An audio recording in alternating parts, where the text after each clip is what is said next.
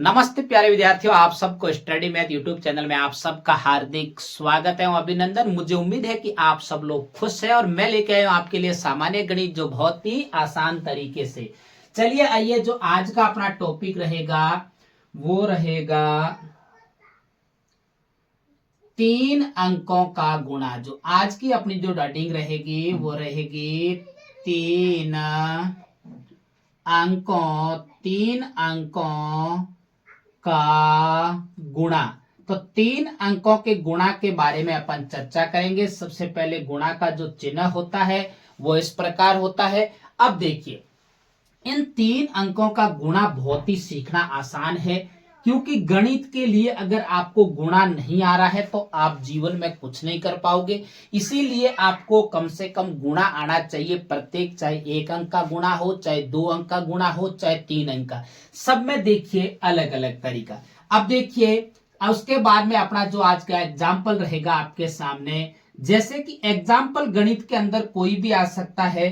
तो जो आज का अपना एग्जाम्पल है वो है 7530 को गुणा करना है 530 से गुणा करना है। किससे करना है? 530 से गुणा करना है। 7530 को गुणा करना है 530 से।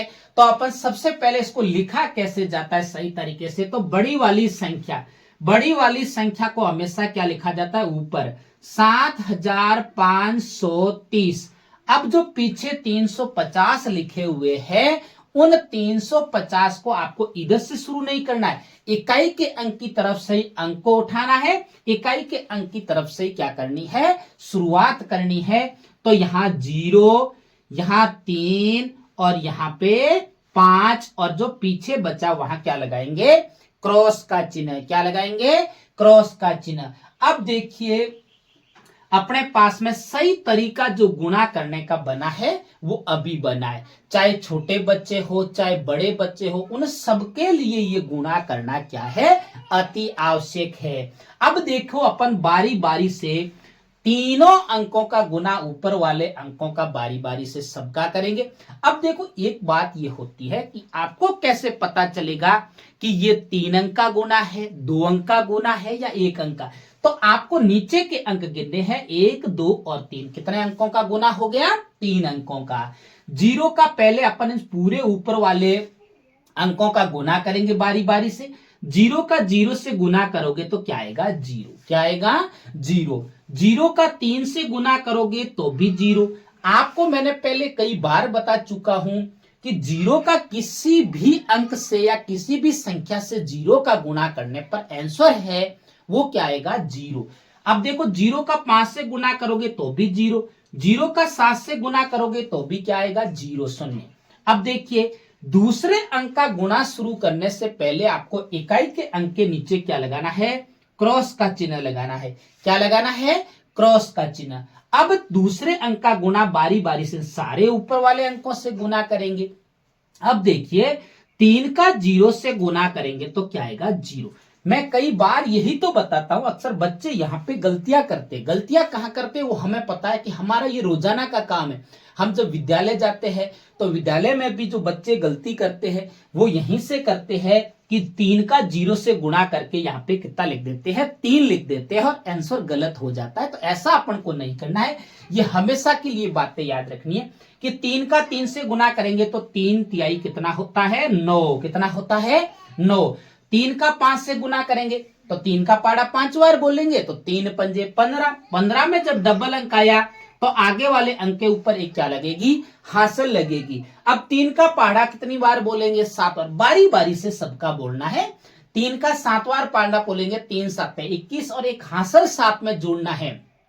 अक्सर यहाँ पर भी बच्चे कई गलतियां करते हैं कि यहाँ तो हासिल जोड़ते नहीं है, या हासिल पहला जोड़ के या 8 और पहाड़ा 3 का 8 बार बोल जाते तो भी गलत हो जाता। आपको तो पहाड़ा तो 7 बार बोलना, 7 या 21 और एक हासिल जोड़ो। 21 में 1 जोड़ोगे तो 21 और 1 कितना होता है? मैं यहीं पे समझा देता हूँ। देखो, 21 आया और 21 में आप 1 जोड़ना। देखो, ऐसे समझ में नहीं आया तो मैं ऐसे भी समझा देता हूँ। 21 में 1 जोड़ोगे, 1 और 1 2 और 2 और 2 कितना? 2 का 2 तो कितने हो गए? 22। अब मैंने यहाँ पे 22 के 22 क्यों लिखे? क्योंकि आगे कोई अंक नहीं है। अगर अंक होता तो अपन 22 के 22 नहीं लिखता, पीछे का जो अंक है वो नीचे और आगे का अंक हासिल के रूप में जाता, लेकिन हासिल यहां लगती नहीं है क्योंकि आगे कोई अंक नहीं।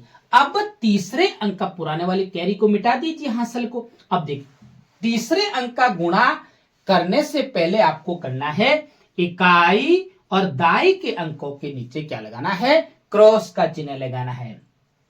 अब देखिए 5 का 0 से गुना करोगे तो फिर से क्या आएगा 0। 5 नहीं लिखना है अपन को, ये याद रखना है छोटी छोटी बातें, क्योंकि अपन को बेसिक गणित अगर नहीं आएगी तो आप जीवन में कुछ नहीं कर पाओगे, गणित से डर लगेगा। और गणित के डर को अगर भगाना है तो आपको बेसिक बेसिक जानकारी क्या करनी पड़ेगी, क्लियर करनी पड़ेगी। अब 3 का पाड़ा 5 बार बोलेंगे या 5 का पाड़ा 3 बार बोलोगे तो कितना आएगा, 5 तिहाई 15, 15 का कितना आएगा 5 और हासिल लगी 1। उसके बाद में 5 का 5 बार पाड़ा बोलोगे तो 5 पंजे 25, 25 में जब इसे 1 जोड़ोगे तो 25 और 1 कितना होता है 26, 26 का 6 और हासिल कितनी लगी 2।